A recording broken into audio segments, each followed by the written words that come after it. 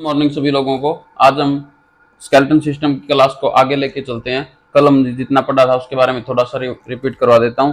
तो भाई skeleton system होता है हड्डियों के जितने हड्डियों के समूह को स्केलेटन सिस्टम कहते हैं। और दो तरह के हमारे स्केलेटन सिस्टम थे। एक एक्सोस्केलेटन सिस्टम था यानी कि बाह्य कंकाल तंत्र, जो कि छोटे मोटे कीड़े मकोड़ों में ही पाया जाता है। मकड़ी में पा गया, मच्छर में हो गया, इनमें सभी में बाहरी कंकाल होता है। और एक दूसरा होता है हमारा एंडोस्केलेटन सिस्टम, जो कि गाय, भैंस, सुअर, भेड़, बकरी, मुर्गी इन सभी में पाया जाता है। मानव में भी बाह्य कंकाल तंत्र, इंटरनल कंकाल तंत्र पाया जाता है। यानी कि हमारा जो कंकाल है वो शरीर के अंदर होता है। पहले चमड़ी होती है, फिर मांस होता है और फिर कंकाल होता है।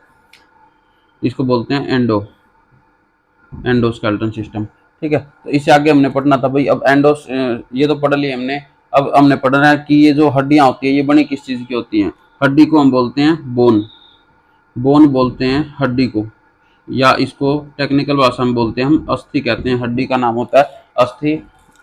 जो भी कंकाल बनाता है वो अस्थि का बना होता है। और एक बना होता है कार्टिलेज का, उपास्थि का।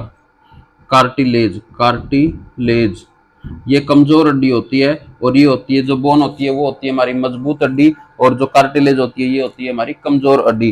कार्टिलेज को उपास्थि बोलते हैं, उपास्थि। ये बोन होती है हड्डी और इसको बोलते हैं उपास्थि। उपास्थि मतलब छोटी हड्डी होती है, कमजोर हड्डी। जैसे उप प्रेसिडेंट होते हैं, उप राष्ट्रपति होते हैं, वो राष्ट्रपति से कमजोर होते हैं। उसी तरह से उप आयुक्त जो होते हैं वो आयुक्त से निचले पद पे होते हैं। तो इसी तरह जो कार्टिलेज होती है ये भी निचले स्तर की हड्डी है, यानी कि बोन से थोड़ी कमजोर होती है। ठीक है, अब ये बोन जो होती है हमारी हड्डी ये बनी होती है कैल्शियम सल्फेट की, CaSO4। इसलिए कमजोर नहीं होती है, बहुत मजबूत होती है। CaSO4 कैल्शियम सल्फेट की बनी होती है। और इसके साथ इसमें कैल्शियम फोस्फेट भी होता है, Ca फोस्फेट, PO4 की थराइस।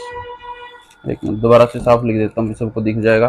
कैल्शियम Ca फोस्फेट ये भी होता है हड्डी के अंदर। ये दोनों चीजें पाई जाती हैं। इसलिए जब भी आपने देखा होगा कि जब भी किसी डेड व्यक्ति को, मरते व्यक्ति को जलाते हैं तो वो बहुत जल्दी से आसानी से आग पकड़ लेता है, क्योंकि उसके अंदर कैल्शियम फोस्फेट होता है जो कि जल्दी उग जाता है। और माचिस की जो वो घिसाते हैं उसमें भी कैल्शियम फोस्फेट ही पाया जाता है, तो इसलिए आसानी से आग पकड़ लेती है डेड बॉडी।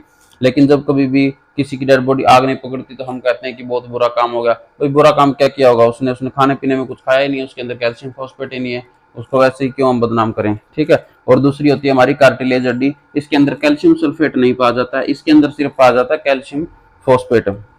अगर कैल्शियम सल्फेट भी इसके अंदर पाया जाता तो जो कार्टिलेज है वो भी हमारी बहुत मजबूत हड्डी हो सकती थी, लेकिन इसके अंदर नहीं पाया जाता। अब कार्टिलेज के उदाहरण है जैसे हमारी नाक में इधर उधर जो घूम जाती है ये होती है हमारी कार्टिलेज। इसके अलावा यहाँ कान में भी होती है कार्टिलेज। और ये जो कार्टिलेज होती है ये जब मुख्य जो हड्डी होती है, मुख्य हड्डी हमारी मेन हड्डी, उसके दोनों सिरों पर पाई जाती है। ये जैसे मुख्य हड्डी है हमारी, तो इसके जो ये सिरे है ना, तो यहाँ पे लगी होती है कार्टिलेज हड्डी यहाँ पे। अगर आप लोगों में से कोई मांसाहारी होगा और उन्होंने मांस वगैरह खाया होगा तो उन्होंने जरड देसी इसको खाया होगा, तो इनको पता होगा कि कार्टिलेज हड्डी कौन सी होती है। लचीली होती है कार्टिलेज हड्डी। यहाँ पे जैसे ये लड़कियां यहाँ छिदवा लेती हैं, और यहाँ पे जो छिदवाती हैं ऊपर, तो वो कार्टिलेज के अंदर ही कान को छिदवाती हैं। ठीक है, वो होती है हमारी कार्टिलेज।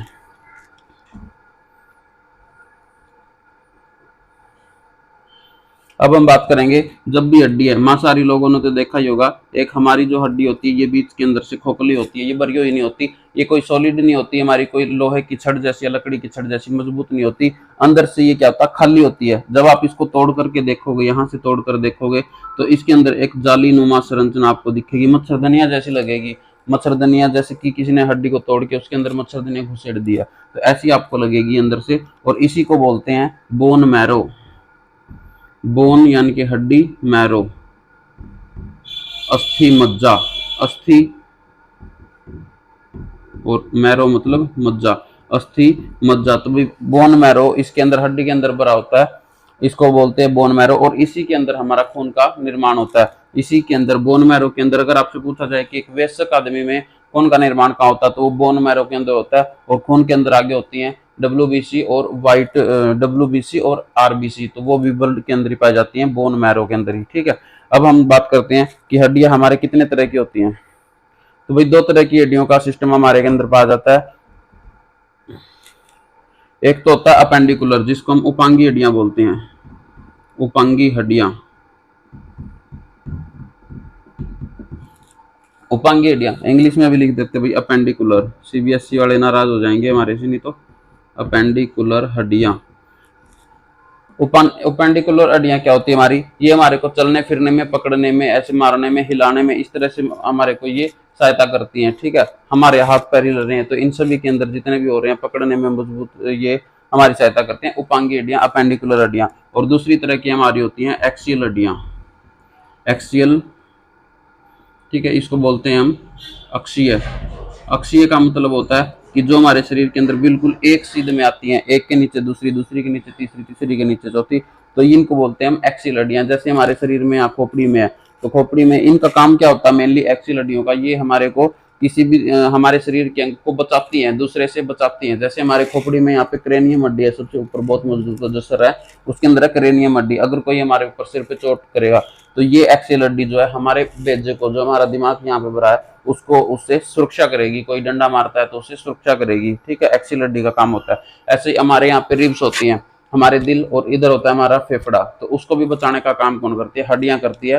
तो यहाँ पे जो रिब्स होती हैं, स्टर्नम हड्डी होती है बीच में, और यहाँ रिब्स होती हैं, तो उनको भी बोलते हैं एक्सियल हड्डी। उसी तरह से हमारी मेरु रज्जु होती है, एक मेरु रज्जु या मेरुदंड, यानी कि स्पाइनल कॉर्ड, जो रीढ़ की हड्डी होती है हमारी कमर में, रीढ़ की हड्डी, उसके अंदर से क्या होता है, वो भी अंदर से खोखली होती है, वो अंदर से खोखली होती है, और वो जाके मिली रहती है यहाँ पे ब्रेन से। और इसके अंदर से बहुत जोड़ी नसें जारी रहती है, बहुत ही ज्यादा जोड़ी नसें इसके अंदर से जारी रहती है। तो वो भी इन नसों को क्या करती है, सुरक्षा ही प्रदान करती है, ताकि इधर से या इधर से कोई भी इनको क्षति न पहुंचा पाए। तो एक्सियल हड्डियों का काम होता है हमारे शरीर को सुरक्षा प्रदान करना, जो भी हमारे शरीर के अंग है। और उपांगी हड्डियों का काम होता है इधर हिलने डुलने में, चलने फिरने में, या पकड़ने में कोई चीज को हमारी मदद करना।